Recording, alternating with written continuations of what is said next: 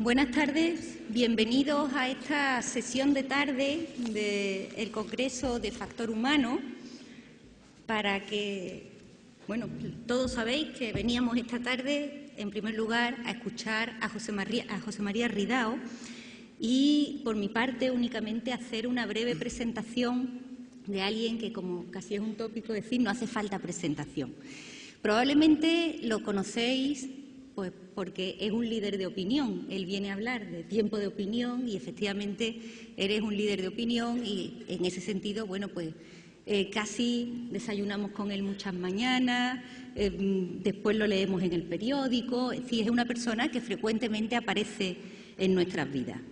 Él es andaluz, nació en Almería, después estudió Derecho y Filología Árabe en Madrid y al terminar sus estudios universitarios ingresa en la carrera diplomática rapidísimo. Me decía que aprobó a la primera, lo cual no es fácil. Comentando por las fechas, pues era toda una proeza entrar tan rápido en la carrera diplomática, y tiene una carrera meteórica. Una vez que ingresa en el cuerpo diplomático, ha estado destinado en Angola, en la Unión Soviética, cuando existía la Unión Soviética, en Guinea Ecuatorial y en Francia.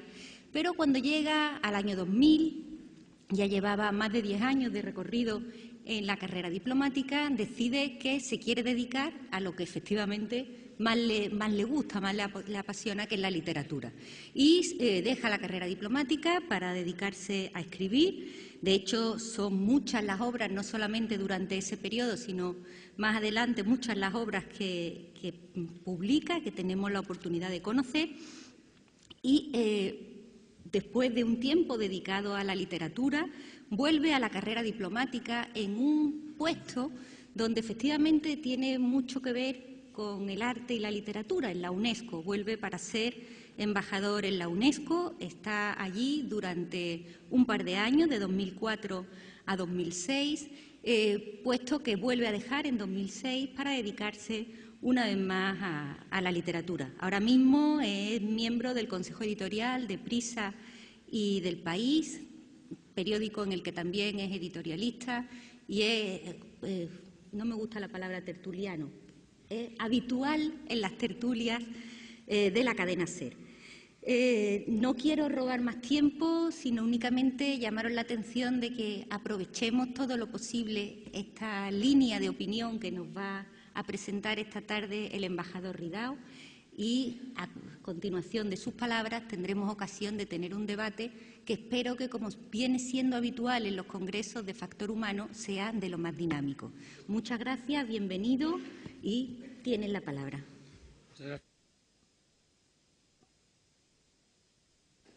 Sí, muchas gracias, Maricruz, y muchas gracias a todos vosotros por vuestra asistencia, y también, por descontado, a los organizadores del Congreso Factor Humano, porque es para mí un honor el poder compartir con vosotros algunas reflexiones sobre una cuestión, en el fondo, tan difícil y muchas veces tan desacreditada como es opinar.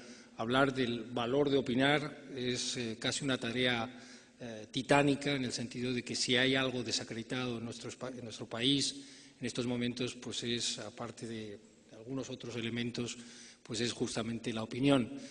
Y yo creo que vale la pena reflexionar sobre ello, y vale la pena que compartamos esta tarde, intercambiando puntos de vista sobre la opinión, porque, a mi juicio, la opinión es uno de los elementos esenciales que constituyen el progreso, que contribuyen al progreso de un país.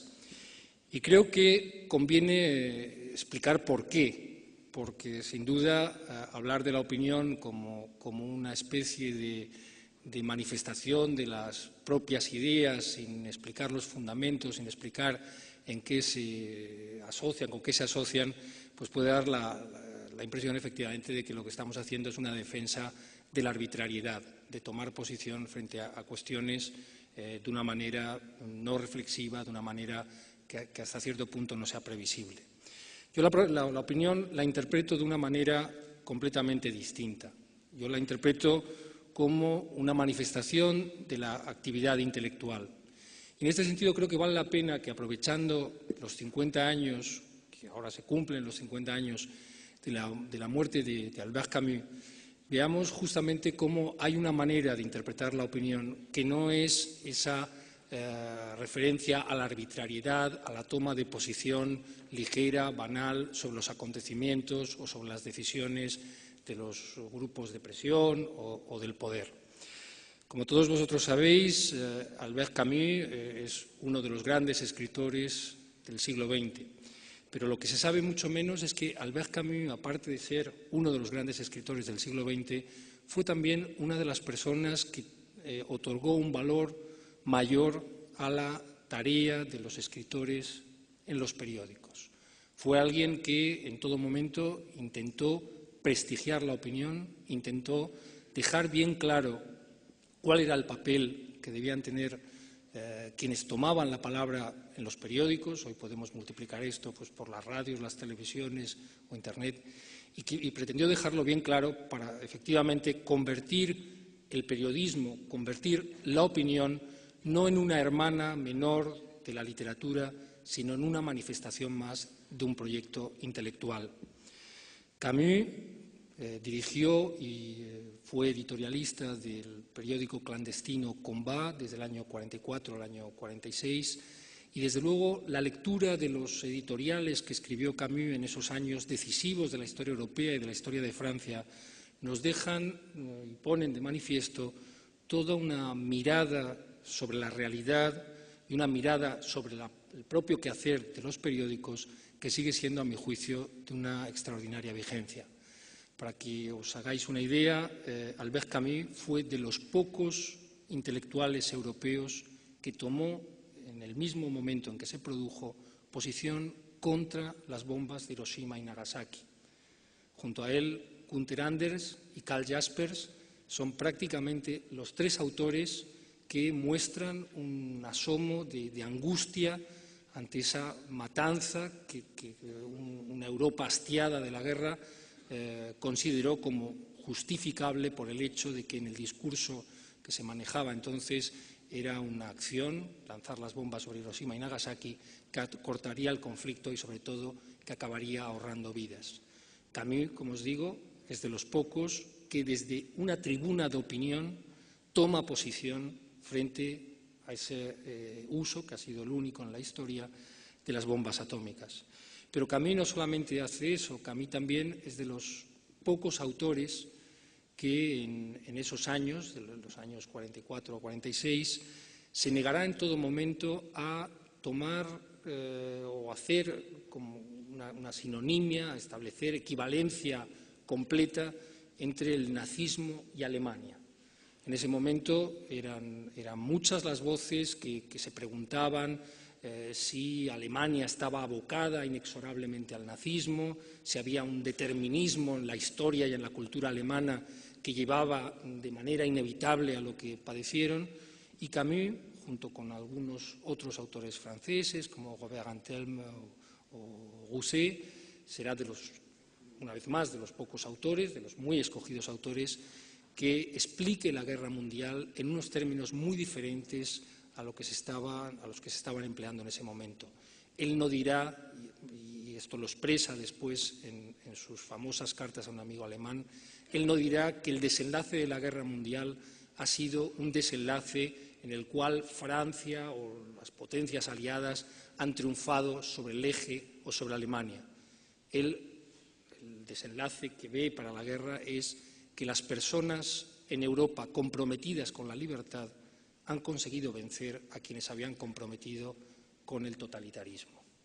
Esa mirada de Camus, esa lectura diferente del espacio, esa opinión de Camus, es una opinión que todavía hoy nos permite analizar las insuficiencias de la historia europea, nos permite analizar muchas de los errores, de las equivocaciones que siguen operando a la hora de hacer balance del propio pasado europeo. Camus, como os digo, en esos editoriales de Combat toma a través de la opinión posiciones que serán determinantes y que forjarán una actitud moral y una actitud política para nuestro tiempo. Y la guerra mundial es un ejemplo y la toma de posición sobre Alemania y el nazismo es otra.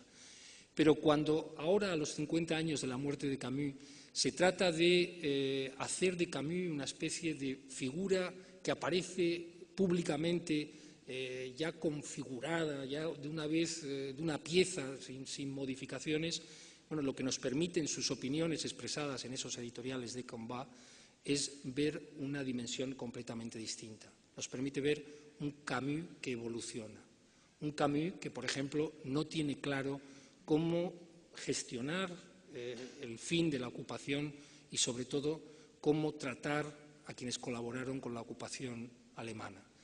Camus es partidario de una línea de dureza extraordinaria para estas personas, para los colaboracionistas, y a Camus le responde François Mauriac diciendo que de ninguna manera se puede tolerar los actos de venganza, de alguna manera, que se están practicando sobre los colaboracionistas. Camus y Mauriac mantienen una larga y dura polémica en la que lo interesante, y esto vale también para poner en valor la opinión como parte de la actividad intelectual, la conclusión a la que llegan ambos es que ambos estaban en cierta medida equivocados. François Mauriac dirá que tenía razón su joven colega, como le llamaba a Camus, al decir que no se podía transigir por una condescendencia total hacia los colaboracionistas, pero al mismo tiempo Camus dirá que sus peticiones crueles con respecto a los colaboracionistas le avergüenzan y que, por tanto, estaba mucho más cerca de Mauriac al cabo de los años de lo que lo había estado en el momento del final de la Segunda Guerra Mundial.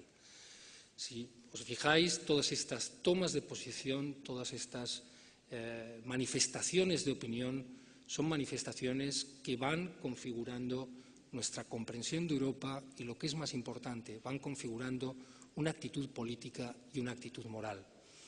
Camus, por seguir con esta figura que nos puede ilustrar muy bien este valor de la opinión, Camus no tendrá solo una polémica con François Mauriac o no tendrá solo una polémica con los críticos teatrales que cuestionan su obra Estado de sitio, por decir que trata sobre digamos, acontecimientos españoles, cuando el problema en esos momentos estaba en la Unión Soviética. Él tendrá sobre todo una famosísima polémica, una polémica que llevará a Camus y a sus opiniones al ostracismo durante prácticamente 50 años, un poco menos de 50 años, y que es su famosa polémica con Sartre y con el grupo de Le Temps Moderne, de la revista que dirige Sartre. Es interesante ver que en esa polémica Camus, por primera vez en esa Europa intelectual convencida de que el compromiso, que la opinión de los intelectuales es decisiva, Camus es uno de los primeros en decir que la violencia revolucionaria que defendía una determinada izquierda que representaba Sartre es una violencia en el fondo criminal, una violencia que no lleva a nada. Camus, con sus opiniones, levanta una bandera que es una bandera que mucho más tarde se generalizará, una bandera que la izquierda asumirá como suya, pero que en ese momento a quien lo hace, a Camus, esa opinión le cuesta ser lanzado al ostracismo, no al olvido, porque siempre fue un autor muy leído, pero sí a una consideración ambigua respecto de su obra. Camus siempre fue un autor respetado, pero no fue considerado como lo que merecía ser considerado, que era uno de los grandes autores del siglo XX. Y esa no consideración se sitúa justamente en su opinión, se sitúa justamente en esa toma de posición frente a la violencia revolucionaria, frente a una visión general que se mantiene en esos momentos. Esa polémica con Sartre nos permite volver sobre la idea que se tiene de la opinión. La opinión como posición arbitraria ante la realidad de lo que está sucediendo, ante las medidas de gobierno, ante las obras de arte, ante la literatura, o la opinión, por el contrario, como un compromiso con algo, y si ese compromiso es con algo, exactamente con qué. Sartre parecía tenerlo claro. el compromiso del intelectual, por tanto, el lugar desde el que hablaba y la opinión que expresaba debía reflejar una idea que se resumía básicamente en la construcción de una sociedad sin clases, en asumir como propia la utopía del marxismo y la defensa, en gran medida, del único país que hasta ese momento había conseguido llevar esa utopía a la realidad de ponerla en circulación, que era la Unión Soviética. Para Camus, la posición que debía defender el intelectual, el espacio desde el que había que pronunciar las opiniones, era otro completamente distinto. Camus lo que defendía es que ninguna idea justificaba el empleo de la violencia.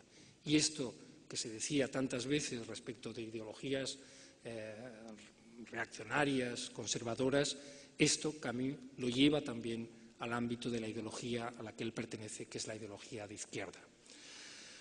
Esta mirada sobre uno mismo de Camus frente a esta idea del compromiso como crítica al propio campo y no como crítica al contrario, que es como lo entiende Camus, nos permite matizar todavía más, seguir avanzando en esa idea de la opinión. De una opinión que en este caso empieza a fundirse con lo que debe fundirse, que es con una idea más general, que es la idea de la crítica.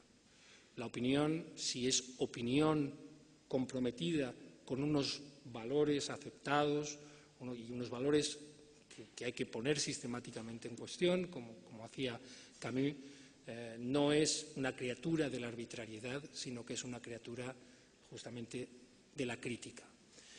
Pero la crítica, y aquí dejando un poco de lado la figura de Camus, la crítica es, como la opinión, un concepto difícil de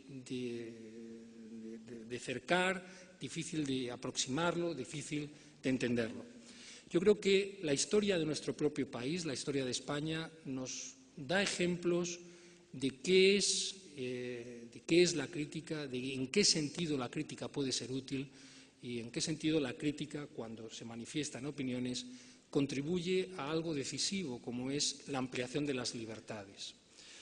Si nos retrotraemos al momento en que empieza a tener una importancia la prensa en las sociedades, que es a lo largo del siglo XIX, y lo comparamos con la historia de nuestro país, veremos que hay un momento decisivo en el reconocimiento de ese valor de la prensa, que es el inicio del constitucionalismo liberal, o más o menos liberal en España, que es la Constitución de 1812. En esa Constitución se reconoce efectivamente la libertad de expresión, con limitaciones que irán cambiando a lo largo del siglo XIX, pero esa Constitución, más allá del reconocimiento de estos derechos y de estas libertades vinculadas al liberalismo, lo que planteará a la historia de nuestro propio país es algo completamente distinto. Y es que, a partir del momento en que hay una invasión de las tropas francesas y a partir del momento en que Napoleón pretende colocar un rey sin apoyarse en la legitimidad dinástica ni tampoco en la invocación de la legitimidad divina, lo que se crea es un problema extraordinario de legitimidad política. No se trata tanto de discutir qué régimen político va a tener España en ese momento, sino sobre qué principios el régimen está legitimado. Esa discusión es una discusión que se desarrollará de manera extraordinaria en el ámbito de la crítica y en el ámbito de la opinión. Los dos bandos en liza, liberales por un lado y absolutistas por otros, lo que harán será tratar de buscar la legitimidad de ese régimen político que quieren establecer en la historia. Vuelven los ojos hacia atrás y lo que hacen es dar una visión, dar al final una opinión, hacer una crítica del pasado español. Para los absolutistas ese pasado español era un pasado que debía caracterizarse por un monarca de origen divino, era Dios el que digamos, ungía a los monarcas para tener su poder, y la historia de España no hacía más que a través de este mecanismo cumplir el plan de Dios, un plan preconcebido para la historia y en el que España tenía un papel decisivo.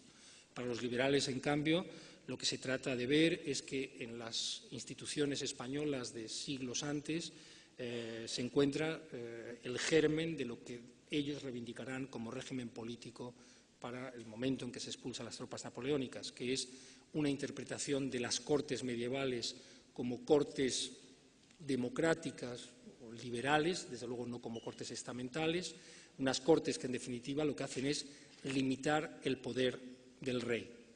Si os planteo toda esta mirada hacia atrás es para entender exactamente lo que os decía de la crítica como ampliación de las libertades. Porque a partir de ese momento, a partir de que aparecen en escena, haciendo la crítica y dando la opinión sobre nuestra historia, liberales y absolutistas, el debate político en España y, por consiguiente, el debate que se desarrollará en los incipientes medios de comunicación, en la prensa, en los periódicos de entonces, será un debate que nunca saldrá de la órbita de la legitimidad. Es decir, nadie en el debate en España, o muy pocas personas, muy pocos autores, quizá Blanco White, quizá algún otro, Valera, un poco después, se planteará pensar el Estado. Lo que se piensa es cuáles son los fundamentos sobre los que vamos a construir el Estado. Es siempre un problema de legitimidad. No se trata de ponernos de acuerdo en nuestro país, en el siglo XIX, no se trataba de que se pusieran de acuerdo los españoles en los procedimientos para gobernar su país y en las reglas para gobernarlo, sino que se trataba de discutir qué naturaleza tenían las instituciones que se iban a gobernar. No se trataba de saber si se llegaba al poder mediante el voto, sino de saber si el poder era católico o no era católico, si defendía la libertad de cultos o no defendía la libertad de cultos, si era centralista o no era centralista. Todo esto va creando una manera de criticar, de hacer la crítica en España, una manera de verter la opinión en España, que es una manera que va reapareciendo sistemáticamente en nuestro país y que, de algún modo, y por resumir, evoca ese mito constante que es el mito de las dos Españas. Es entonces cuando se fragua el mito de las dos Españas, del que sin duda habréis oído hablar en el siglo XIX, pero que habréis vuelto a oír hablar en estos momentos cuando uno escucha la opinión en determinados medios de comunicación y escucha la opinión en otros medios convertidos en trinchera. Os decía que eso de las dos Españas es un mito porque efectivamente lo que plantea es que las discusiones, la crítica, la opinión, no trata sobre si se están cumpliendo las reglas para gobernar y llegar al gobierno, sino que lo que tratan es de definir la naturaleza del gobierno. Y esto ocurre cuando hablamos, o cuando se habló en el siglo XIX de la España liberal y de la España absolutista, pero ocurrió transformándolo cuando, a finales del XIX y principios del XX, a raíz de la pérdida de las colonias, de Cuba, Filipinas, los regeneracionistas empiezan a hablar de una España real frente a una España oficial. Nos encontramos con que, una vez más, tenemos esta visión de las dos Españas. Y en la Guerra Civil Española de 1936, nuevamente parece que emerge desde las profundidades de la historia esas dos Españas con posiciones completamente opuestas, con posiciones irreconciliables. Pero es que, de algún modo, las dos Españas, esa idea de las dos Españas vuelve a aparecer hoy y vuelve a aparecer de una manera llamativa, puesto que tiene transformaciones sucesivas muy vertiginosas. Vuelve a aparecer esa idea de las dos Españas cuando se habla de la España plural o de la España una. Vuelve a aparecer la idea de las dos Españas cuando se habla de esa España que tiene que pedir perdón por lo que ocurrió durante la Guerra Civil y el franquismo y la otra España que tiene que recibir ese perdón. Son, como os digo, variaciones de esa idea de las dos Españas, porque en ningún caso se está haciendo un balance, una crítica de cómo se gobierna el país, de qué reglas se están cumpliendo, sino que lo que se pone en cuestión es la naturaleza de las instituciones, el fundamento último de las instituciones.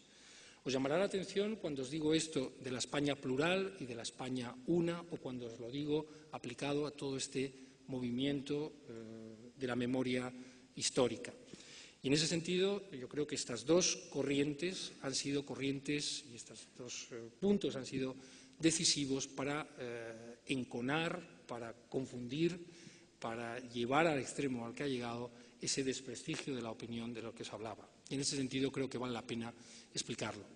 Cuando decía que la España una y la España plural son versiones y vueltas a hacer sobre el mito de las dos Españas, lo decía en el sentido de que en el momento que se plantea el debate político en esos términos, nadie está pensando cómo gestionar el sistema autonómico español, sino que lo que está pensando es transformar el sistema autonómico español para dar cabida a una visión preconcebida, una visión de cada cual sobre cómo es España y cuál es la naturaleza de España. Cuando os digo esto respecto de la memoria histórica y esa división entre los españoles de quienes tienen que pedir perdón y quienes tienen que recibirlo, solamente creo que, subrayando uno de los aspectos, se entiende cuál es la posición. Si eso prosperase, llegaríamos a la conclusión de que españoles que no han cometido ningún crimen acaban pidiendo perdón a españoles que no han padecido ninguno. Esta es la extraordinaria paradoja. ¿Significa eso que estamos o que debemos avalar lo que ocurrió? En absoluto. Lo que se trata de ver es que la discusión tiene que estar dentro de las instituciones y no tiene que ser una discusión sobre las instituciones, sobre la naturaleza de las instituciones. Por entendernos, la cuestión de las fosas comunes es una cuestión que probablemente no tenga solución por la vía penal, pero hace mucho tiempo que tenía que haber tenido una solución por la vía legal que tenía prevista el Estado. En España, como en cualquier país de nuestro entorno, si hay algo que está prohibido son los enterramientos ilegales. Y por consiguiente, las fosas comunes, que llamadas así mueven todas nuestras emociones y con toda razón, aplicadas y designadas en términos estrictamente jurídicos, son enterramientos ilegales frente a los que el Estado, no las asociaciones, no los ciudadanos, no los familiares, sino el Estado por sí mismo, tiene que tomar una de dos decisiones. O lo convierte en cementerios oficiales para que se respete como lo que son, o por el contrario, exhuma los cadáveres, los identifica y los lleva al cementerio. Pero tiene que ser el Estado. Para tener esta discusión tenemos que ser conscientes de que el debate no es sobre la naturaleza de nuestras instituciones, no es sobre si la transición fue un pacto de silencio o si la transición y la democracia española son incompletas. Necesitamos un debate de cómo aplicar a los objetivos que creemos justos los instrumentos de los que disponemos. No se trata de decir nuestra democracia no vale, sino tenemos que decir qué usamos de nuestra democracia para conseguir esos objetivos que nos parecen justos. Si os fijáis en todo este recorrido que remite a esas oposiciones que también veíamos con Camus, en todo este recorrido lo que se nos va perfilando es una idea de crítica. La crítica no es una crítica del campo contrario, porque eso significa que la crítica estaría al servicio de la confrontación. La crítica, para ser valiosa, y esa crítica intelectual y esa opinión que es necesaria y que es respetable, es una crítica y una opinión sobre el propio campo. Es la crítica sobre el propio campo lo que amplía las libertades, porque si al ejercer la crítica sobre nuestro propio campo se nos expulsa de nuestro campo, es que no hay libertad para criticar a nuestro propio campo. Por consiguiente, vamos ubicando esa idea de la crítica, vamos ubicando esa idea de la opinión en su engarce intelectual, en su engarce, yo creo, más noble. Todo este recorrido teórico y en gran medida histórico nos lleva a un asunto que quizá convenga mirar, que quizá convenga atender sobre nuestra actualidad, y es que la opinión en nuestros días es una opinión que se lleva a cabo en medios de comunicación, que se lleva a cabo en la prensa escrita, que se lleva a cabo en la radio, en la televisión o en tantos otros lugares. Todos vosotros sois conscientes de cómo los medios de comunicación se han convertido en trincheras desde las cuales se lleva a cabo esto que os señalaba, que es la crítica como confrontación, y nunca cabe esperar una crítica del propio campo.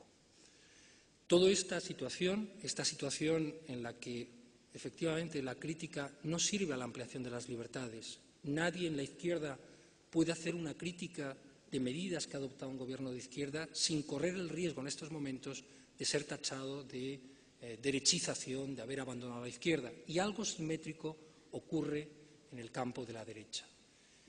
La crítica que es valiosa es la crítica que, como os decía, amplía la libertad de estar en la izquierda, en la derecha, ser español o sentirse o no sentirse de cualquier otro lugar, sin que por sus opiniones se ponga en cuestión la pertenencia a ningún sitio. Y esta evolución que ha hecho que se confunda la crítica con un instrumento de confrontación tiene que ver con varios aspectos, algunos que son, a mi juicio, falsos, y otros que muchas veces no trascienden a la opinión pública o la opinión pública no llega a percibirlos con nitidez. Entre los factores que han hecho que la crítica se convierta en un instrumento de confrontación y no en una manera de ampliar las libertades, se encuentra en primer lugar la cuestión de las empresas periodísticas. Yo creo que todos vosotros habréis oído y habéis sido testigos de opiniones según la cual si determinado periódico toma determinada posición respecto de un gobierno o de otro es porque su empresa y porque los riesgos empresariales de su empresa les ha llevado a tomar esa posición. Tengo que deciros que eso en gran medida y casi de manera absoluta es un mito. Las empresas periodísticas pocas veces, o las empresas periodísticas solventes, es decir, los propietarios de los medios de comunicación, pocas veces, por no decir ninguna vez, interfieren en los contenidos de sus medios. Y no lo hacen sencillamente porque eso, justamente eso, es lo que les permite ser empresarios, seguir siendo empresario de esos medios. En el momento en que un medio de comunicación hace de la autorreferencialidad, de la defensa de sus propias posiciones, digamos, empresariales, no críticas, digamos, se convierte en un instrumento y en un portavoz permanentemente de sí mismo, es un periódico condenado a ser despreciado, un periódico condenado a ser percibido como parte de la prensa sensacionalista o de otras. Por tanto, en el interés de las empresas propietarias de medios de comunicación está que sus medios sean plurales, que sus medios actúen con independencia. No vienen de ahí los problemas. Y supongo que en el debate tendremos ocasión de comentar alguna cuestión. Sí vienen los problemas, y esto es donde hay que insistir, entre otras cosas, porque da la impresión de que no llega a los lectores, no llega a los ciudadanos.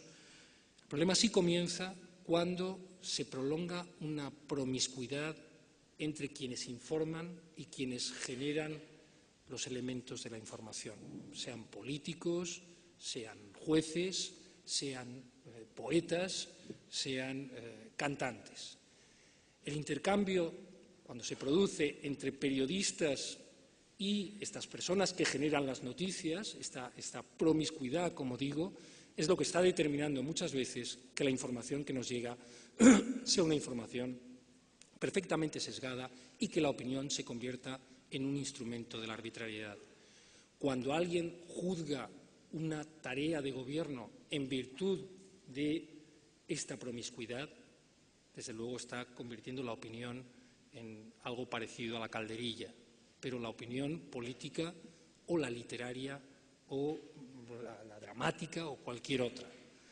Cuando alguien, digamos, tiene que tomar una posición pública acerca de un desarrollo judicial y lo que está esperando es que quien está al frente de ese desarrollo judicial pues le compense sus posiciones con primicias, con revelaciones de cualquier lado, no son las empresas, sino que es justamente la falta de compromiso con la opinión, la falta de compromiso con la crítica, quien está deteriorando el valor y la calidad de la opinión en nuestro país.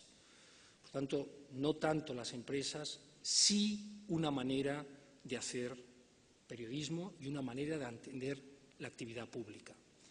En esta manera de entender la actividad pública vale la pena quizá detenerse en una de las más conocidas, que es las tertulias. Es decía Maricruz que no le gustaba la palabra tertuliano, tengo que decir que mucho menos puede gustar lo que todo eso representa. La opinión en una tertulia es una opinión que tendría valor si expresa la posición de alguien que conoce los asuntos y que expresa su creencia de manera independiente. Pero en España ocurre algo de lo que hay que ser consciente, y una vez más no son las empresas quien lo determina. Y lo que ocurre es que no es que haya un exceso de tertulias, que quizá lo haya, sino que lo que hay es una absoluta carencia de debates políticos.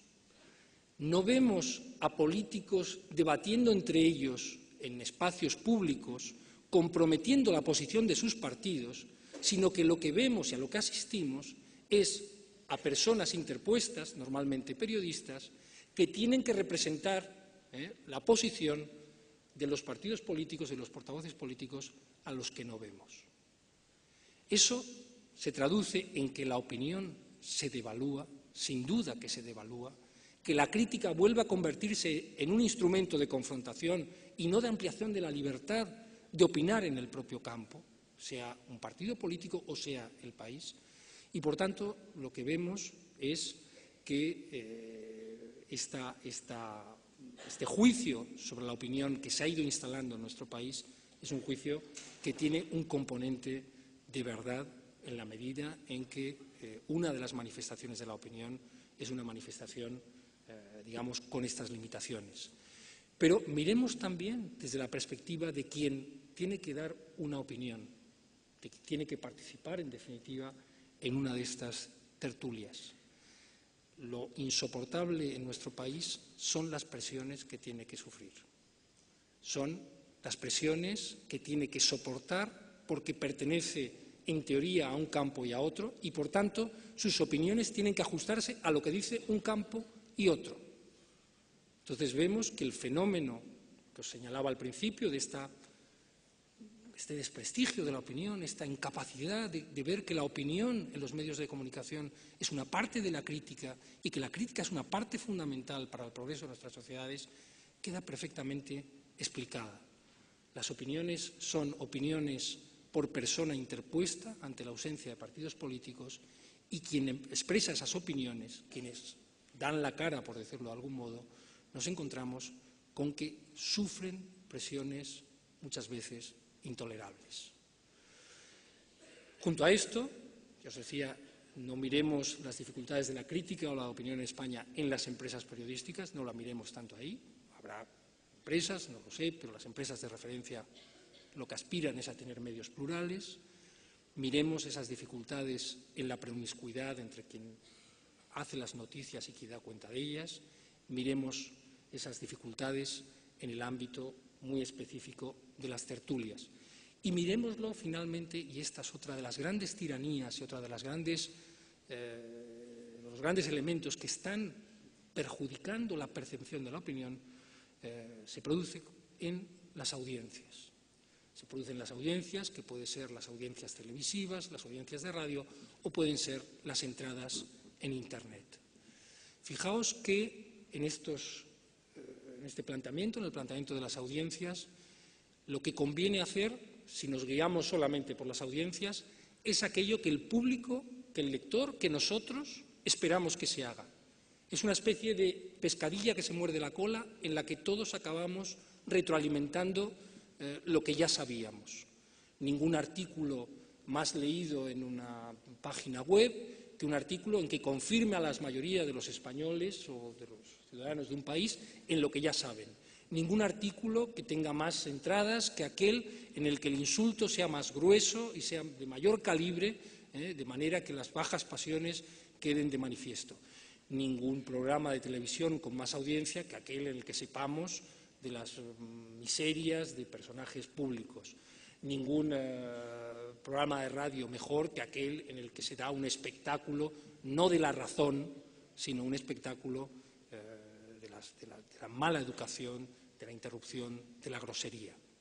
Por tanto, también esa tiranía de las audiencias es una tiranía que está devaluando el valor de la opinión, está evaluando la opinión, que está impidiendo ver la opinión como parte de la crítica y que está impidiendo, por consiguiente, que opinión y crítica contribuyan al progreso de nuestro país.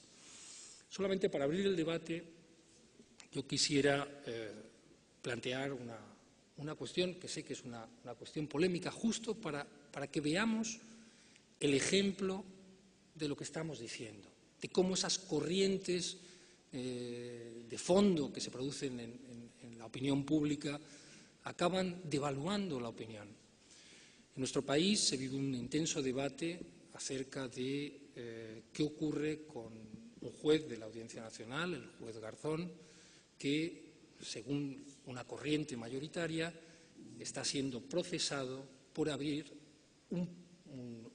una investigación sobre los crímenes del franquismo.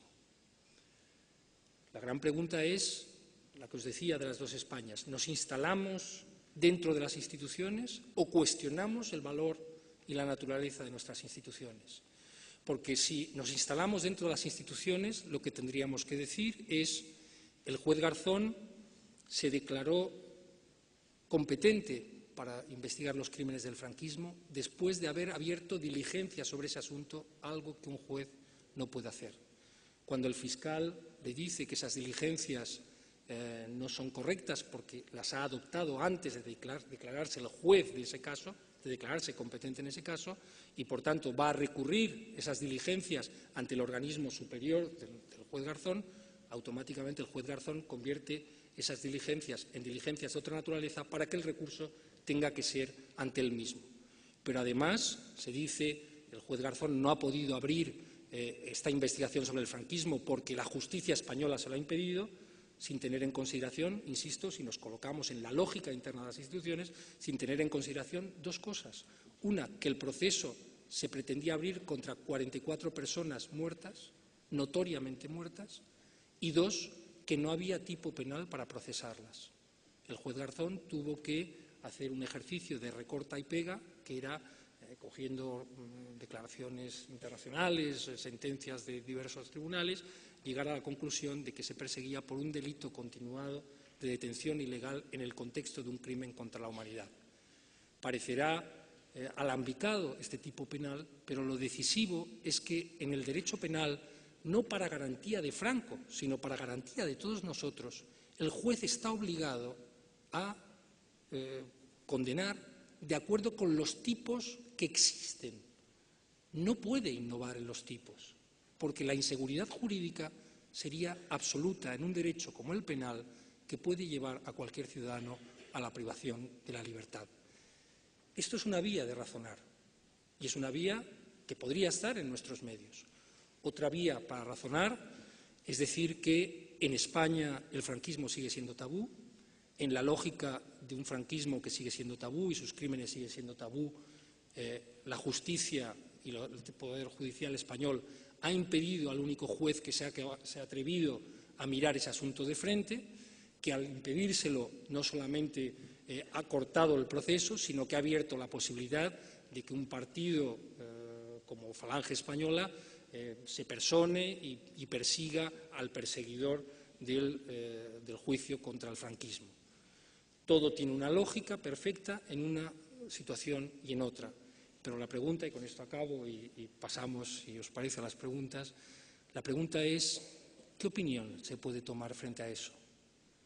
¿Qué opinión podemos tomar si no somos conscientes de que tenemos que hacer una toma de posición previa? ¿Cómo entendemos la crítica? ¿Cómo entendemos la opinión en nuestro país?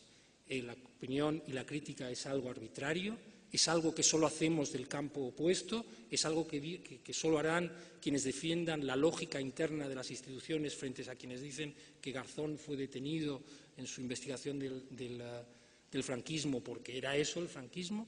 ¿O por el contrario nos colocamos en la otra lógica y decimos, no, a ustedes lo que le pasa es que son unos equidistantes, unos cobardes, alguien que solo piensa en términos jurídicos que no son convenientes? ¿Dónde nos instalamos? Yo solo les puedo decir que para mí la respuesta es que para tomar la voz en público hay que tomarla en nombre de algo que sea superior a uno mismo.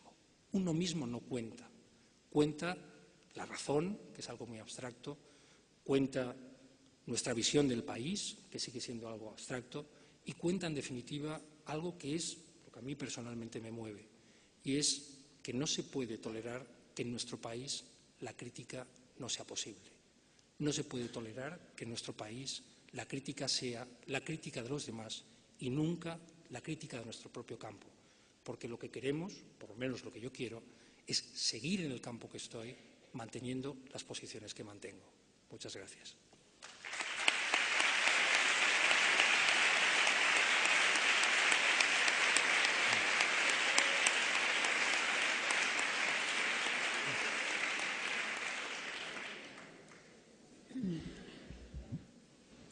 Muchísimas gracias, José María, por esta magnífica disertación en la que realmente creo que nos has puesto sobre la mesa muchos temas en los que pensar y en los que debatir. Efectivamente, creo que ha sido, bueno, al menos de las mejores loas que yo he escuchado a la libertad de expresión y a la necesidad de esa expresión, a la necesidad de esa crítica, al valor, incluso al deber de mantener una opinión de los intelectuales, el deber respecto a la sociedad en su conjunto y el deber también respecto a la propia honradez personal, ¿no? Que no solamente sea lo que me manden y lo que pueda servir para sacarle los ojos al contrario, ¿no?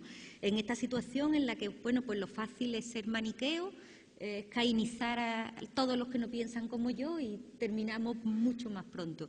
Entonces, creo que nos ha puesto sobre la mesa cuestiones muy interesantes y es ahora cuando ustedes tienen la palabra, incluso nos ha puesto sobre la mesa cuestiones muy actuales. No solamente hace falta que hablemos, que también deberíamos hablar de vez en cuando qué pasó en Hiroshima y Nagasaki y si debemos tomar también postura para que estas cuestiones no se tengan que reproducir. No es tanto el que se pueda volver a tirar una bomba atómica. Bueno, quién sabe, lo mismo tienen razón esos que dicen que hay arsenales por ahí, ¿no?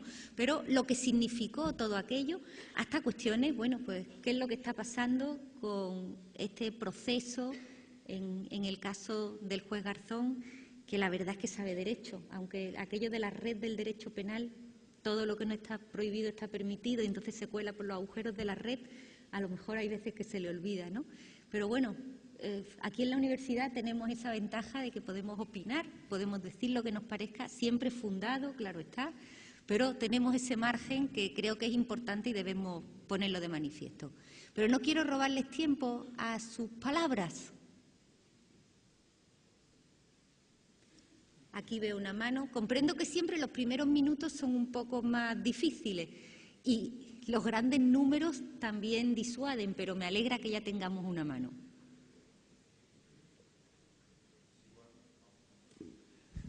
Sí, buenas tardes, señor José María Ridao.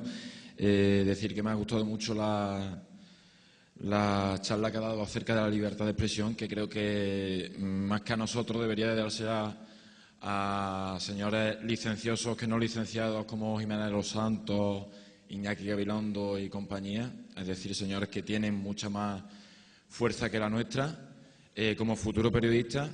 Y sobre todo, pues me he quedado con una cosa que es cuando ha hecho el repaso de las dos Españas.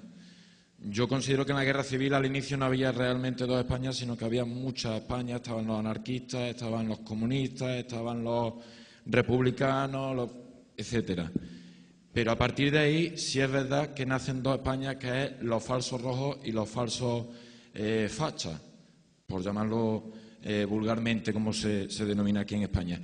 ¿No cree que realmente existen esas heridas? O sea, la pregunta sería, ¿las heridas de las que tanto se habla de la guerra civil y que parece se taparon de alguna forma con la transición, existen? Y si existen, ¿se han curado o siguen abiertas? Muchas gracias. Bueno, gracias por su pregunta y gracias por sus palabras. En su pregunta hay una representación perfecta de los temas que conviene debatir. Fíjese usted que cuando ha hablado de la guerra civil y del recuerdo de la guerra civil, ha hablado de ella en términos de metáfora, ha hablado de heridas abiertas, otras veces se utiliza la metáfora de la página, y yo lo que les propongo es, hagan el esfuerzo de pensarlo sin metáfora. y no sale nada. No sale absolutamente nada. Y esto nos pone en la pista de qué fue la transición y cómo esa transición intentaba un proyecto que muchos intentaron durante el siglo XIX y que intentaron muchas personas dentro de la República, entre ellos su presidente, el que llegó a ser su presidente, Manuel Azaña. La diferencia muy sutil, pero extraordinariamente importante, es si consideramos que el objetivo de nuestra reflexión, que el sujeto al que tenemos que dedicar nuestro pensamiento es el Estado o es España. Si debemos pensar el Estado o debemos pensar España. Si pensamos España, lo que estamos haciendo es exactamente lo que les contaba, con obvias segundas intenciones, de la Constitución de 1812. Estamos intentando fundamentar nuestro régimen político en una visión del pasado, la que sea, y discutiremos sobre esas visiones del pasado sin, y ya se lo podemos adelantar, sin que nunca lleguemos a un acuerdo, porque no hay posibilidad de llegar a un acuerdo sobre las visiones del pasado. Podemos respetar, intercambiar, cambiar opiniones, pero por fortuna esas cuestiones no quedan decididas de una vez y para siempre, son cuestiones de permanente debate. Por el contrario, si pensamos el Estado, a lo que llegamos es a lo que se llegó en la transición. ¿Qué instituciones levantamos, no sobre una legitimidad histórica, sino tomando como legitimidad el compromiso que expresamos aquí todos, tomando como legitimidad nuestro pacto de hoy, para que todos que estamos aquí podamos gobernar, para que todos tengamos las mismas reglas y los mismos procedimientos para poder llegar a gestionar esas instituciones? Entonces ahí nos damos cuenta de la pregunta que usted hacía, cómo hay de manera soterrada o cómo están los grandes debates en los que estamos en este momento. Seguimos pensando nuestra realidad política actual en términos de metáfora, seguimos pensándola en términos de páginas que se abren, que se cierran, que se pasan, que se leen, pero que si ustedes hacen el esfuerzo no significa rigurosamente nada. Seguimos pensándolo en términos de heridas, una vez más, que se abren, que se cierran, que cicatrizan, que no cicatrizan, que supuran, que no supuran. Y cuando nos sentamos a pensar qué estamos diciendo, no queremos decir nada que podamos palpar, o por el contrario, nos dedicamos a pensar el Estado. Nos dedicamos a pensar y a mejorar nuestras instituciones, a hacer la crítica de nuestro propio campo, para que esas instituciones, para que esta democracia, en definitiva, siga pudiendo servirnos para conseguir cada vez más objetivos. Esa es la gran pregunta. Entonces, no es que la transición se hizo sobre la base del silencio de ningún tipo. La transición se hizo pensando en otra cosa. La transición no trataba de pensar España y qué ocurrió ni no ocurrió. Trataba de pensar el Estado. ¿Qué hacemos para que sobre la base de nuestro pacto tengamos un Estado en el que todos tengamos una opción de gobernarlo? Todos tengamos la libertad de aspirar a gobernarlo y, sobre todo, aunque no tengamos la vocación de gobernarlo, tengamos la libertad de poder expresar lo que pensamos sobre ese Estado, incluido que nos parece un Estado deficiente o lo que queramos, sin que por eso se ponga en cuestión nuestra pertenencia a este grupo en el que estamos.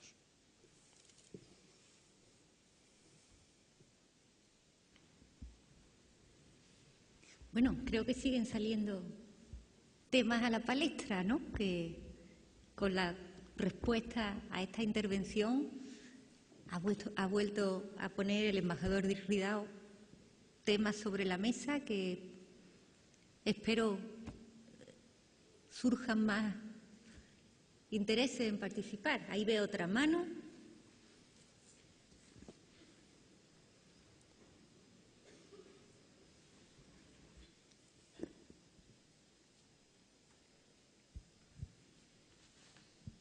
Hola, buenas tardes. Quería preguntarte si su forma de crítica no podría llegar a ser una utopía y qué medio o forma podría usted pensar que se podría hacer para poder llegar a esa crítica.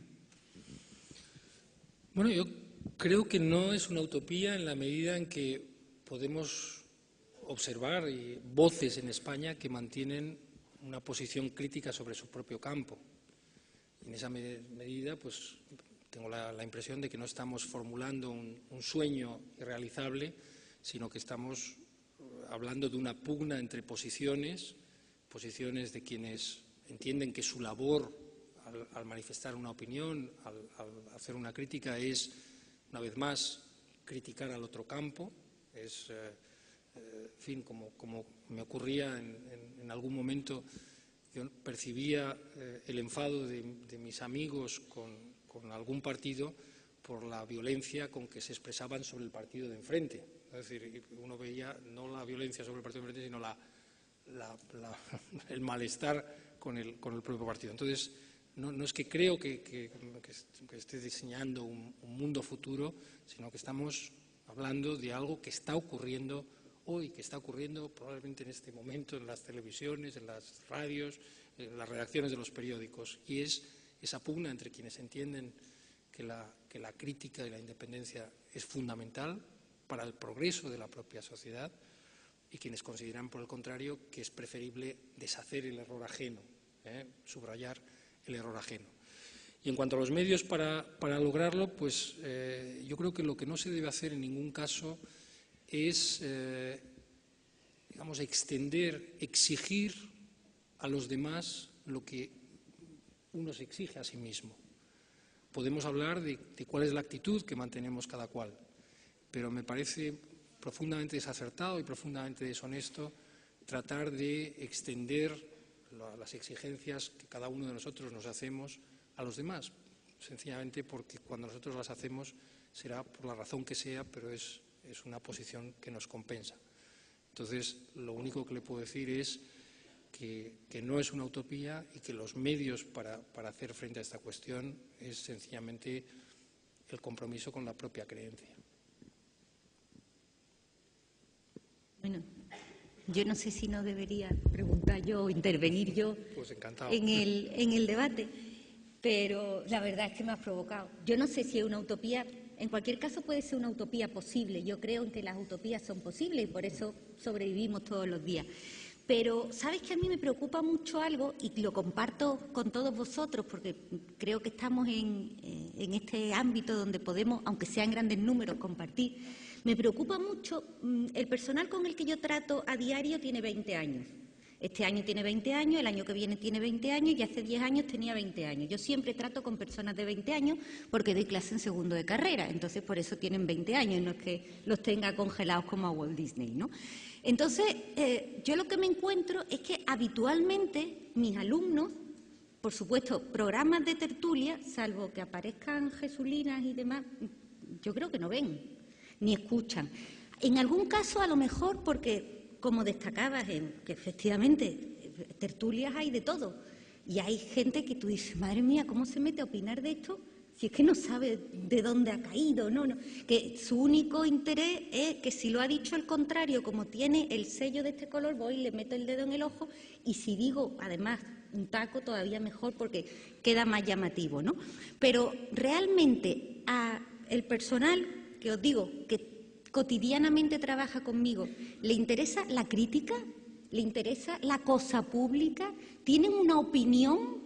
¿Tienen interés en formarse una opinión para tomar postura respecto?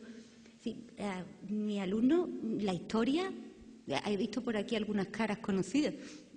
Yo hablo de Unión Europea, entonces cuando les cuento que no hay una historia de Europa porque no hemos sido capaces en ponernos de acuerdo cómo contar la historia, se ponen muy contentos porque hay un capítulo que ya aparcamos. Digo, bueno, no, pero hay que empezar a saber de dónde venimos, ¿no? Entonces, la historia les interesa muy poco. Quizás sea una ocasión para partir de futuro, pero ¿tú crees que les interesan las tertulias? ¿Cuántos de aquí habitualmente, parezco, lo confieso, los curas de pueblo que les riñen a los que van a misa? Supongo que todos los que estáis aquí es porque estos temas os interesan, ¿no? Que la gran mayoría a la que no le interesan más que los 4 créditos de libre configuración, probablemente piensen que los pueden ganar bailando sevillanas, ¿no? Que también se pueden ganar. Pero, ¿cuántos de aquí habitualmente tomáis, os enteráis de las tertulias, las comentáis entre vuestros amigos, ¿no? Bueno, yo creo que en este asunto, pues como en todo, hay diversas maneras de mirarlo. Uno puede plantearse la participación o la toma de la palabra en público esperando ver la reacción. Esa es una actitud posible que está muy vinculada a las audiencias. Personalmente a mí me parece más interesante decir lo que a juicio de uno conviene que se diga, o sea, tiene que ser dicho. Y en ese sentido hay que adoptar una actitud de cierta indiferencia, y perdonen, sobre si se escucha o no se escucha. Mi experiencia personal es que eso es lo único que al final nos da una cierta legitimidad para tomar la palabra en público. Porque muchas veces preguntan, bueno, ¿y por qué se escribe? ¿Por qué escribe la gente? ¿Por qué escribe usted? Yo no tengo una respuesta muy clara, pero alguna vez, cuando me he tenido que parar a pensar para poder responder a esa pregunta, la única respuesta que encuentro es para dejar constancia de que todo pudo ser de otra manera, lo bueno y lo malo. Es decir, tenemos que decir lo que tiene que ser dicho para que cuando dentro de 30 o 40 años alguien se pregunte cómo se ha llegado a lo que se llegó, sea bueno o sea malo, sepa que pudo ser de otra manera. Pudimos tomar otras decisiones, pudimos actuar en una dirección completamente distinta.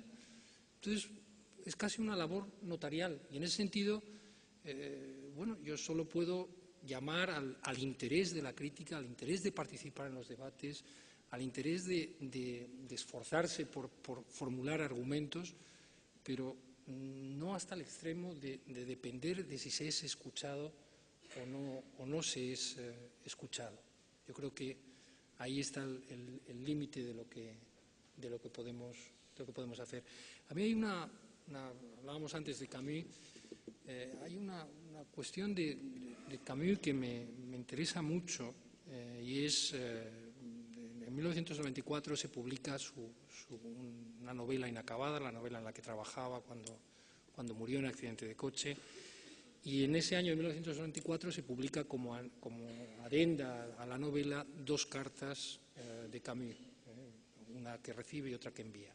La carta que envía es a su maestro, Monsieur Germain, una vez que Camus recibe el premio Nobel. Camus es alguien que viene de una familia muy humilde, que corrió el riesgo de que la familia lo pusiera a trabajar porque necesitaban el sueldo, y fue Monsieur Germain el que fue a ver a la madre para decirle, no, este niño tiene un talento excepcional, debe darle una oportunidad, no lo saque de la escuela. Entonces es una carta conmovedora de alguien que acaba de recibir el premio Nobel y uno de sus primeros pensamientos es para justamente el maestro que le enseñó lo que le tenía que enseñar y que le permitió esa carrera, por así decir. Pero es muy interesante la otra carta, es la carta de Monsieur Germain. Y Monsieur Germain allí habla de cómo cuando veía a Camus en la escuela nunca pudo imaginar la situación de extrema pobreza de la que procedía. Dice, y esto le dice Monsieur Germain, esto es un elogio a tu madre, porque era viuda, esto es un elogio a tu madre, porque tanto tu hermano como tú siempre fuisteis correctamente vestidos y nunca os faltó nada de lo que necesitabais. Dice, pero tengo que decirte algo más, y es que yo siempre traté de promover en los niños su principal derecho, que es el derecho a buscar su propia verdad. No pretendía transmitirle valores de ningún tipo, lenguas, historias, versiones de la historia. No, quería sencillamente, Monsieur Germain, crear el marco, crear el espacio donde cada niño buscara su propia verdad. Bueno, pues uno de esos niños que buscó su propia verdad fue Albert Camus, y la propia verdad de ese niño es una propia verdad que todavía hoy nos deslumbra porque nos parece una verdad de completa vigencia. Allí veo una mano. No, y además has destacado un par de cosas. Mientras llega el micrófono yo aprovecho el tiempo. Un par de cosas que me resultan interesantísimas. Antes decía, no les podemos exigir al otro que se comporte con mis pautas, con mis comportamientos, porque yo esto lo hago porque me siento bien. Entonces, y tenemos que dejar que encuentre su propia verdad. Es decir, el reconocimiento del otro creo que es algo tan importante y que tanta falta nos hace para que efectivamente podamos hacer la crítica en propio campo, que no sé si estamos siendo capaces de transmitir eso como un valor. Eso sí que es un valor. No mandarle nuestros clichés y decir rellena la tabla, sino haz tu propia tabla. Pero creo que ya ha llegado el micro. Hola, buenas tardes, señor Ridao. Quisiera cuestionar el tema que antes ha indicado sobre el poder de los medios de comunicación, la independencia de los periodistas y la comparación que se hace también con otro tipo de periodismo rosa. Yo habitualmente cuando desayuno suelo ver los debates matutinos, también escucho la SER, y yo cada vez me siento más decepcionada porque veo que no sé si se puede llegar hasta un paralelismo del periodismo rosa con el periodismo serio. Quiero decir que me da la sensación que se está convirtiendo tanto en una profesión en la que la crítica o la opinión no da paso a la información o incluso a la faceta que igual debería ser didáctica hacia la persona que recibe la información. Cambia uno de canal y parece un corta y pega. Realmente es una repetición continua de la misma información que según la diga uno u otro periodista la dirá, pero la base es la misma. No hay una información. En los momentos que corremos de crisis, creo que es responsabilidad de los que ostentan el poder. El periodismo se habla que es un cuarto poder y veo que esto no se ejecuta. O sea, lo veo como no una comparsa, pero igual que del periodismo rosa hay otro tipo de periodismo, digamos, de crímenes y este tipo de cosas, y luego el político. Pero no veo periodismo de investigación, no veo periodismo sobre la economía real, sobre empresas. Hoy en día se está desmantelando numerosas empresas y de esto nadie se entera. Entonces, el respeto que yo en un momento dado he tenido por los medios de información cada vez es menor. Y llega un momento que veo al ciudadano indefenso por su propia incultura, arrastrado por la propia sociedad tal como es, y que tampoco los periodistas ejercen esa función, digamos, reivindicativa o revolucionaria. No sé, por poner un ejemplo extremo, el de Michael Moore, ¿no?, que destapa ahí pues todo lo que nadie cuenta. Entonces, ahora mismo, por ejemplo, ve uno en las noticias y dice, bueno, están los funcionarios de Radio Televisión Española que se están manifestando porque, según dicen, están desmantelando la empresa, la están vendiendo, la están mal vendiendo, en fin. Sale el decreto ley famoso de controladores, que realmente nadie sabe de lo que trata, solamente de sueldos controladores, pero no se sabe que se están desmantelando los aeropuertos, que se van a vender a empresas extranjeras y que el turismo es la primera fuente de riqueza de España, o una de las primeras. Y si repartimos los aeropuertos, pues nos vamos a quedar sin recursos. Entonces, perdón porque estoy un poco nerviosa. Entonces, quiero decir que son todo orejeras de burro y que no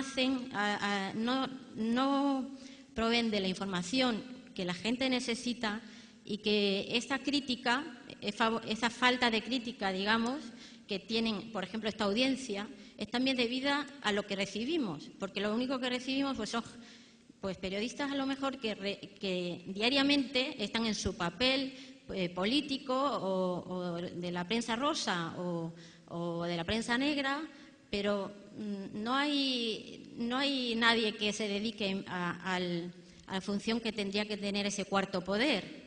El otro día salió una señora que con un vídeo de una curva pues salió un coche y ahora resulta que a los 2 días ya han puesto medio. O sea, realmente los periodistas tienen poder y no lo ejercen. Yo sí creo que debe existir intereses superiores de las grandes empresas cuya publicidad ahora es tan importante y escasa, pues hacen que determinadas noticias no salgan a la luz pública. Y si no, pues es lo que le digo, estamos en plena crisis y no sabemos nada de empresas, nada de... En fin, esa es mi opinión. Perdón. Sí, no, bueno, le agradezco mucho su opinión y la franqueza de su opinión.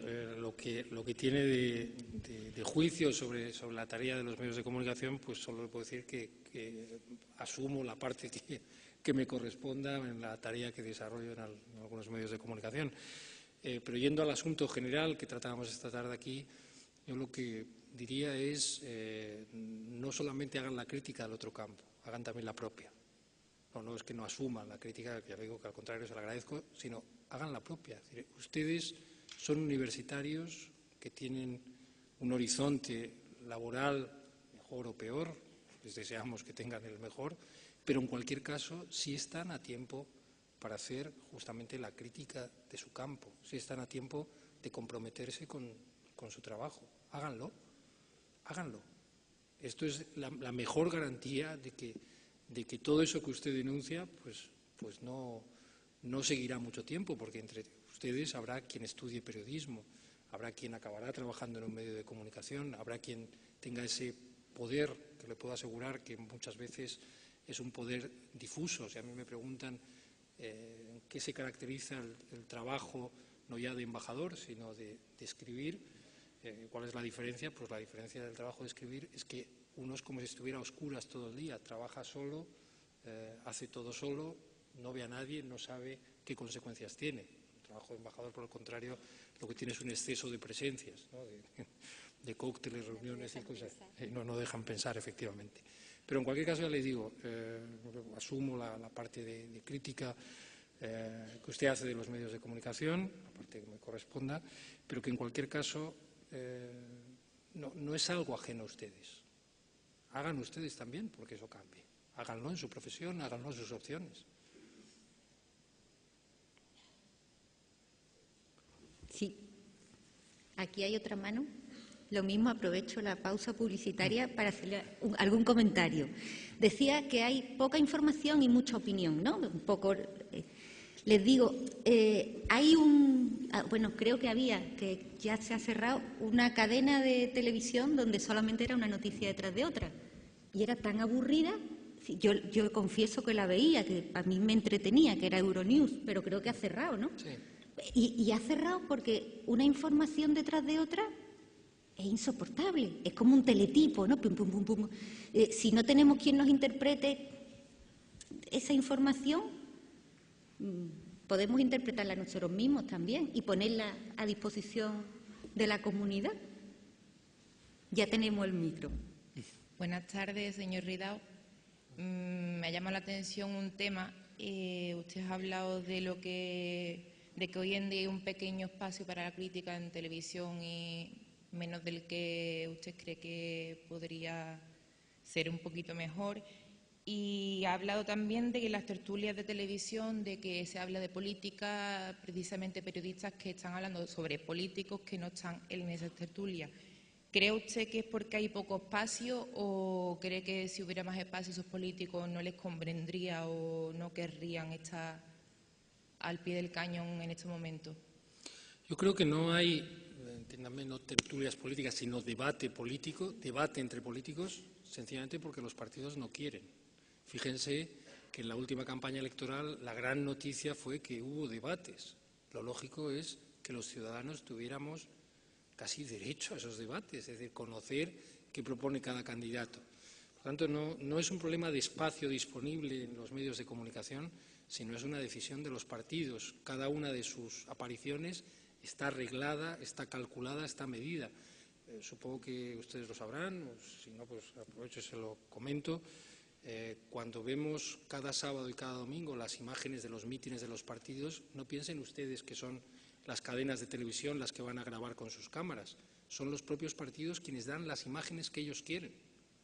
Es decir, estamos ante una operación de propaganda encubierta y gratuita a los partidos políticos, que no es una crítica a los partidos políticos, creo que son absolutamente imprescindibles en el sistema democrático. Es una crítica al uso que se está haciendo de los partidos políticos.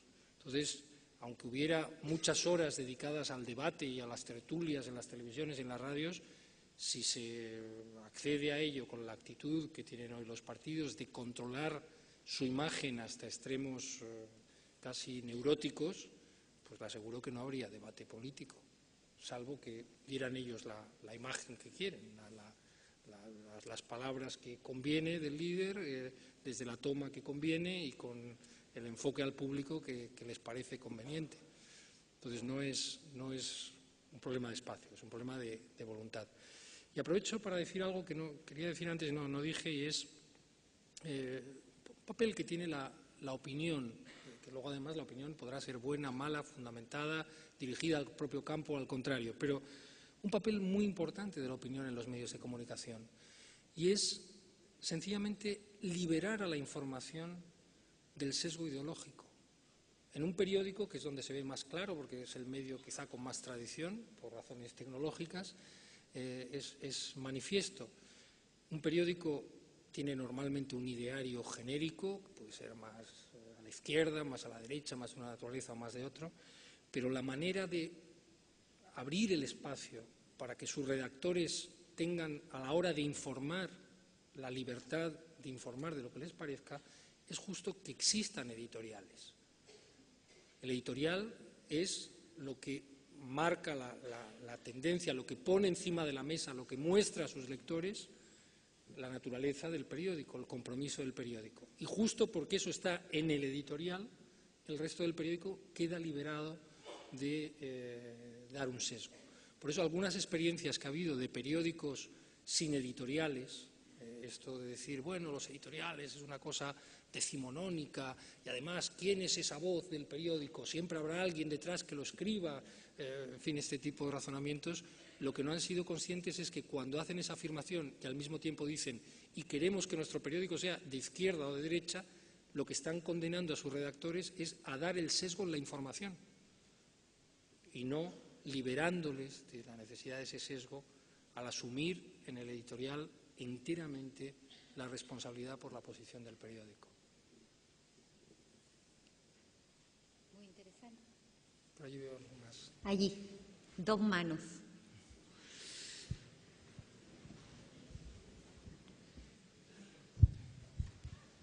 Buenas tardes. Yo estuve en una exposición sobre cómics de la Guerra Civil y, claro, había los cómics de los dos bandos y uno salía de allí creyéndose lo que decían cada uno de los bandos. Y yo creo que ahora mismo la opinión en los medios de comunicación pasa exactamente lo mismo. Si escuchas la COPE durante una semana, te crees que el país se va a acabar, que el país se va a hundir y todos nos vamos a morir. Si escuchas la SER durante una semana, todo está perfecto, vienen brotes verdes y vamos a salir de la crisis mañana mismo. Entonces, la opinión que se está dando ahora mismo en las tertulias políticas, ¿no nos están lavando un poco nuestras propias ideas y nos están encaminando y adoctrinando hacia sus fines y hacia votar a una idea o un partido? Muchas gracias. Bueno, si eso es lo que hacen las tertulias o lo que hace la gente que opina, desde luego está equivocando completamente su tarea. Yo creo que el papel de alguien que se expresa en público, sea a través de artículos de prensa, sea a través de conferencias, sea a través de la radio o la televisión, no es, si no es un militante de un partido político, si no es un político en activo que convoca al voto a su partido, sino que es alguien que pretende ejercer la crítica. Su papel, como digo, es tratar de ofrecer elementos de comprensión. Ya les digo, yo he echado mucho de menos que en toda esta cuestión del procesamiento de Garzón alguien explique las líneas de fuerza de lo que hay debajo. Es decir, no se trata de tomar partido de si efectivamente se le está persiguiendo por atreverse con la guerra civil y con Franco, o tomar partido por decir, oiga, es que es un prevaricador que no sabe justicia. No se trata de tomar partido por eso. Se trata sencillamente de explicar qué está pasando. Porque les pongo solamente, y es una vez más una confirmación de lo que les digo, el ejemplo de cómo se ha tratado esta cuestión. Resulta que en los medios más o menos de izquierda o más o menos progresistas en España, la versión que se ha dado de Garzón está siendo perseguido por atreverse con el franquismo, ¿no? Curiosamente, cuando el juez Garzón ha hecho pública su defensa, no ha tratado de ese asunto. Sencillamente no lo ha tratado de los otros. O sea, no digo que este sea el interés del entorno del juez Garzón ni del juez Garzón, yo no lo sé, pero sería, desde luego, muy penoso para todos nosotros como ciudadanos el que pudiera haber grupos o personas o entornos o el juez Garzón, ya digo, yo no pretendo hacer un juicio de intenciones, no sé si es así o no, pero llegáramos a una situación en la cual la defensa por el procesamiento sobre la causa de la guerra civil se hace emocionalmente en los medios, peleándonos sobre si la guerra civil sí, la guerra civil no, mientras que la defensa jurídica ni habla de eso. Uno siente una incomodidad absoluta, es decir, nos están llevando a una confrontación sin salida en un terreno que luego ni siquiera se plantea dentro del tribunal. Entonces, entiendo que es un papel muy difícil defender la opinión en general en España. No he tratado esta tarde, o creo no haberlo intentado, hacer una defensa a ultranza de la opinión. He tratado de decirles dónde creo que está ese valor de la opinión, cómo la opinión conectada con la crítica y sobre todo con la crítica al propio campo es una contribución a la libertad, es una contribución a pertenecer a donde uno quiera pertenecer con independencia de todo lo demás. Y en ese sentido, bueno, pues no le voy a decir, no es verdad que las tertulias llamen a votar o que no estén lavándonos el cerebro. Pues lamentablemente habrá muchas así, y no sé si una mayoría, pero en cualquier caso, ya digo, hagamos la crítica al propio campo, pongamos en claro nuestras propias ideas y toda esa manifestación de tertulias, en fin, que pretenden, según dice usted, lavar el cerebro, pues que no nos lleven a perder de vista lo esencial. Y es que nuestro país, como cualquier otro país, necesita, sin paliativos, de la crítica, necesita de la mejor crítica y necesita del mejor compromiso. Y ese es el que nosotros deberíamos intentar ofrecer a nuestros conciudadanos. Había otra palabra pedida. Hola, buenas tardes. Hablando de las presiones que usted ha comentado, a las que se ven sometidos los tertulianos, yo querría preguntarle cómo se puede trabajar en una tertulia o cómo se puede expresar una opinión por la que usted aboga desde dentro, precisamente. Lo cierto es que si usted toma una radio y a ciegas mueve el dial, va a saber inmediatamente qué cadena es la que tiene usted en el dial, porque, por lo menos en lo que a mí respecta, que sí me gusta escuchar diferentes opiniones y leer diferentes periódicos, me pasa exactamente igual con los periódicos.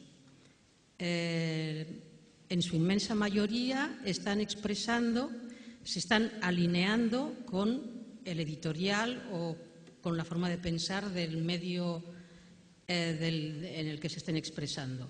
Entonces, ¿hasta qué punto se puede expresar desde dentro esta crítica tan, yo creo, constructiva y constructiva para nuestro país? Porque quizá cuando uno quiere hacer esa crítica dentro de su propio partido o dentro de...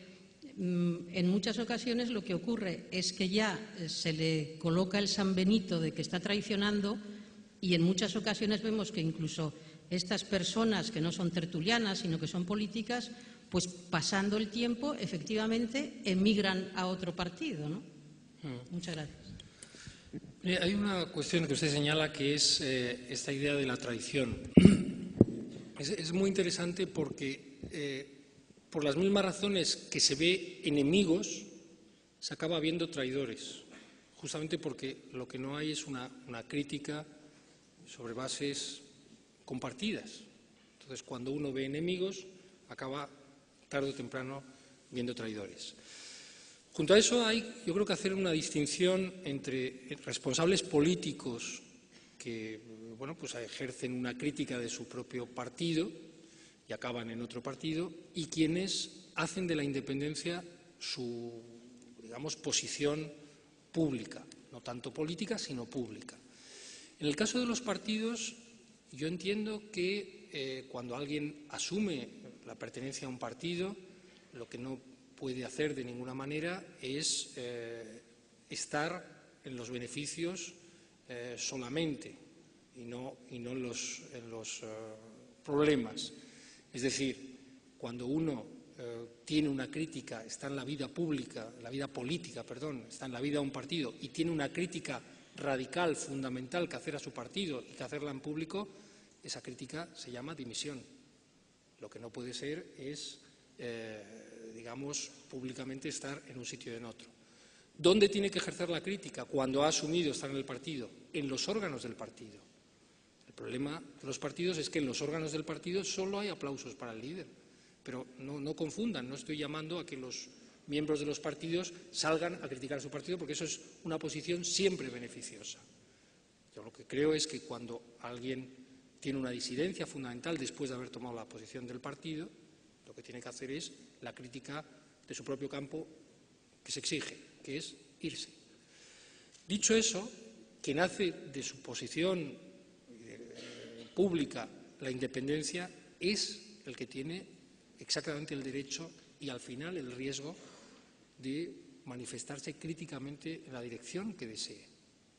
Y esa es su fuerza y es su debilidad. Su fuerza en la medida en que no tiene por qué presentar dimisiones de ningún sitio, nunca se ha comprometido con un partido, no está comprometido en ese momento con un partido, y por tanto su debilidad es que está a merced de cualquier empuje, a merced de cualquier operación, de cualquier avance que pueda haber desde cualquier grupo de presión, sea un partido, sea cualquier otra cuestión. ¿Cómo se hace la crítica desde dentro? Pues yo creo que confesándose esto que les decía, el compromiso es con un partido, en cuyo caso si se es crítico lo mejor es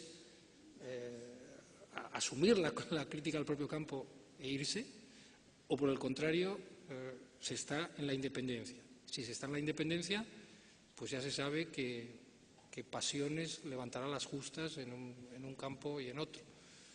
Y esa es la opción que hay que hacer. Y eso es cómo se contribuye desde dentro. Pues aclarando esta situación. Lo peor es ser militante vergonzoso de un partido, militante sin militar, militante sin decirlo, o por el contrario, este fenómeno que usted describía de personas que empiezan criticando a su partido para acabar en otros, que en el fondo no es que están ejerciendo la crítica, lo que están es, digamos, encontrándose a sí mismos, digamos, de una manera un poco peculiar, que es dando curso a otro tipo de ambiciones completamente distintas, que es la de estar en la vida política, pues, en fin, en la posición, entendemos que va más ventajosa para ellos. Me avisan que estamos ya en tiempo de descuento, pero ¿alguna palabra más sí podemos admitir? ¿Aquí hay una?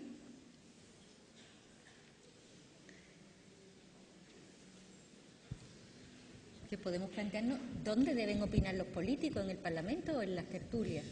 Esa es otra, ¿no? La cuestión de los políticos es muy especial porque, digamos, cuando uno hace la opción de entrar en un partido político, que me parece una opción muy legítima, la tarea crítica se hace en los órganos del partido. Es en los órganos del partido donde toma la decisión con la que el partido ofrece a los ciudadanos la solución que sea. No tiene sentido empezar a militar en un partido para seguir siendo un ciudadano opinante. Cuando se toma la decisión de militar en un partido es para justamente enriquecer el debate dentro del partido y que la posición del partido sea la más próxima a la que uno ha debatido dentro. Pero eso es lo que no se está haciendo. Eso es lo que no se está haciendo. En los órganos de dirección del partido se esperan las consignas sin ningún deseo de contribuir ni a cambiarlas o a fijar otras consignas, ¿no? Pero me parece que ya tienen... Sí. Hola, buenas tardes. Voy a leer mi pregunta. Entiendo que derechas e izquierdas debe sustituirse por un planteamiento neoliberal. Creo que lo único en lo que coinciden las derechas y las izquierdas hoy es su posición neoliberal, donde realmente mandan las grandes corporaciones y los bancos. ¿Estado y empresa no serán realmente lo mismo? Para conseguir el consenso honesto, ¿no sería fundamental romper con la visión totalitaria neoliberal? ¿No deberíamos buscar la barricada para lograr realmente la honestidad en la opinión? Günther Anders fue pacifista hasta sus últimos años, cuando se dio cuenta que comer margaritas no era suficiente. La violencia puede justificarse cuando vive lleno de injusticia. Existe una confrontación de fantasía que nos entretiene y que no tiene valor, que a mí personalmente no me interesa y que estoy con usted en el sentido de que no nos sirve para nada. Y creo que las mismas instituciones por las que usted apuesta no hacen más que perpetuar esta confrontación absurda e ilusoria. Pienso que si desde la institución les diera por opinar honestamente, llegarían a la conclusión de que ellas mismas deberían desaparecer. Gracias. Bueno, le agradezco la pregunta, que es casi más una declaración de principios. Pero, mire, solamente algunas matizaciones. Cuando se habla de neoliberalismo, se está haciendo una concesión, a mi juicio, intolerable al pensamiento conservador. La tradición liberal es una tradición que no es que sea reafirmada por el neoliberalismo, es negada por el neoliberalismo. El neoliberalismo no es una continuación de la tradición liberal, es su negación, en el sentido siguiente. En el siglo XX hubo agresiones al principio liberal de ese equilibrio entre el espacio público y el espacio privado, eso que en el fondo nos hace libres, a eso que nos permite, por hablar de nuestro caso, ser españoles con independencia de nuestro credo religioso, en gran medida nuestra lengua, de nuestras preferencias futbolísticas, gastronómicas, nuestra opción sexual. Todo eso forma parte de un espacio de intimidad que es el que garantiza o el que pone de manifiesto la idea liberal. Y junto a eso hay un espacio público que es el respeto de las leyes, el pago de los impuestos, en fin, lo que todos ustedes imaginan. En el siglo XX, como digo, hubo una agresión a ese equilibrio defendido por el liberalismo, que era una agresión que pretendió hipertrofiar el espacio público. No había lugar para el espacio privado. Para entendernos, en la China de Mao, llevar una camisa que no tuviera el cuello que se indicaba era un desafío no vestimentario, era político. En la España de Franco, la opción sexual daba lugar a la persecución. La mujer adúltera estaba castigada severísimamente. No había espacio privado. La gran agresión a la idea liberal en el siglo XX es la hipertrofia del espacio público. Pero lo que nos encontramos al cabo de unas décadas es que la gran agresión desde el otro lado, que es la agresión neoliberal, es la hipertrofia del espacio privado. No hay lugar para lo público. No vale la pena discutir sobre cuestiones de igualdad, sobre el espacio común, sobre la equidad. No tiene sentido el debate para los neoliberales. Por tanto, neoliberales con ese nombre lo que hacen es usurpar una tradición que yo creo que tenemos que tomar en consideración, que es ese debate permanente entre qué consideramos en la esfera pública y qué consideramos en la esfera privada. Y en esa división lo que nos damos cuenta es que el problema fundamental, a mi juicio, en este momento, no es que izquierda y derecha hayan coincidido en el planteamiento neoliberal. Yo creo que la derecha ultraconservadora sí que es verdad que abandonó su herencia liberal y, paradójicamente, los movimientos socialdemócratas han conservado algo de su herencia liberal, esa separación entre espacio público y privado. No, el problema en estos momentos se está planteando en otros términos, que es la pugna entre izquierda y derecha por un lado y populismo por el otro. El problema que se enfrenta a Europa es que cuando hay una crisis económica como la que vivimos, ocurrió en Holanda el miércoles de la semana pasada, no es que llega un partido que propone soluciones en unas elecciones municipales, es que llega un partido que señala chivos expiatorios. Dice, no, el problema está en los inmigrantes y concretamente en los inmigrantes musulmanes, dice Wilders del Partido de la Libertad. Pensamos de verdad que si, siguiendo los razonamientos del Partido de la Libertad holandés, todos los inmigrantes, y en concreto todos los inmigrantes musulmanes se volvieran a sus países, de repente íbamos a tener un florecimiento económico excepcional? No, nadie estaba planteando, no está planteando una solución. Está sencillamente haciendo un ejercicio perverso que es señalar un chivo expiatorio.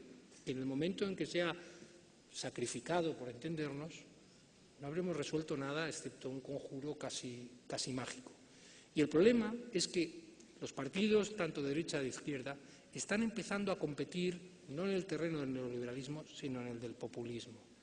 Es el Partido Socialista Obrero Español el único partido socialista en la Cámara Europea que apoya la directiva del retorno. Es decir, una directiva que no compite con los neoliberales, compite exactamente con los populistas y compite con ellos porque la directiva del retorno, aparte de otras cuestiones, es algo tan grave como una ley penal metida dentro, embutida en una norma administrativa, y una ley penal pensada solo para negros, no para europeos, y una ley penal donde queda abolido el habeas corpus. Se dice, bueno, si el juez puede buenamente ir a un centro de detención para inmigrantes, pues que vaya para ver que está todo bien hecho. No, perdón, cuando alguien es privado de libertad, el derecho democrático exige que en 72 horas el juez decide si sigue privado de libertad o queda en libertad. Bueno, salvo que uno, insisto, sea negro, en cuyo caso va a un sitio muy parecido a la cárcel, pero que no se llama cárcel, sino centro de estancia temporal para inmigrantes, se le retiene allí, y entonces se aprueba la directiva del retorno, que se le puede tener durante 6 meses, ampliable a 18 meses, no si la persona que está en ese centro de detención, de estancia temporal para inmigrantes, hace algo o deja de hacerlo. No, si el país al que pertenece pone problemas. Es decir, pensábamos que la responsabilidad penal era personal y que lo que hace el país de uno no conlleva 18 meses de privación de la libertad de un ciudadano. Bueno, ya le digo, podemos seguir apuntando hacia el neoliberalismo y seguir interpretando el neoliberalismo.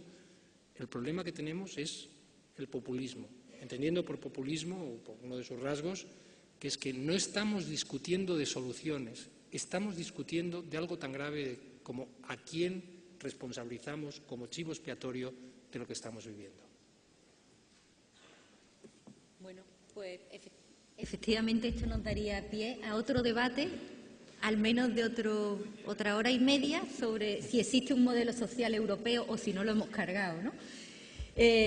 Agradecerte muchísimo, ya estamos completamente fuera de hora, agradecerte muchísimo esta lección y a todos vosotros vuestra participación, que, bueno, afortunadamente se ha seguido lo que históricamente ha supuesto este Congreso de Factor Humano, en el que intervenimos todos libremente y aprendemos mucho todos de las participaciones de todos. Muchísimas gracias y creo que quedan emplazados a las 6:30.